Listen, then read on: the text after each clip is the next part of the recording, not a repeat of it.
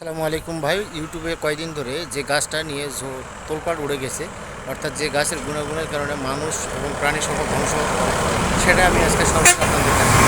এই গাছটা হচ্ছে সেই গাছ, যে গাছটা আপনি এখন দেখতে পাচ্ছেন সরাসরি। আমি আর বৈজ্ঞানিক নামও জানি না বা এলাকার নাম কি তা জানি না। ভুলক্রমে এই গাছের ফুলের ঘ্রাণ নেবেন না, বা এই গাছের ফুলের মধু থেকে সংগ্রহ করা থেকেও দূরে থাকবেন।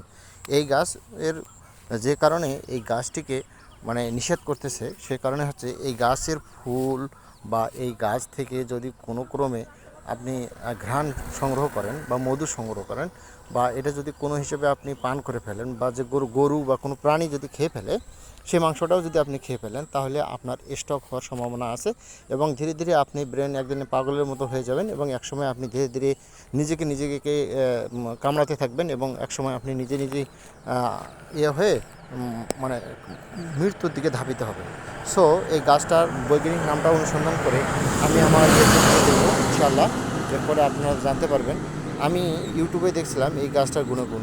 বাংলাদেশের কয়েকজন বিজ্ঞানী এই গাছটা নিয়ে গবেষণা করতেছে।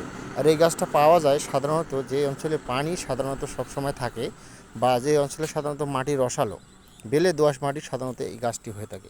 এই গাছটির এছাড়াও আপনি বোরো মৌসুমে যদি আপনি যান, তাহলে বোরো ধানের যে জমির আল আমরা বলি, বা যেখানে সীমানা প্রাচীর দেওয়া হয়, সেখানেও সাধারণত এটা কিন্তু হয়ে থাকে।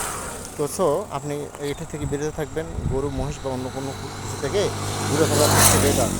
তো সবাই এতক্ষণ পর্যন্ত যে ভিডিওটা দেখছিলেন, সবাই ভালো থাকবেন, সুস্থ থাকবেন, এই কামনায় বিদায় নিচ্ছি আজকের মতো। আসসালামু আলাইকুম ওয়া রাহমাতুল্লাহ।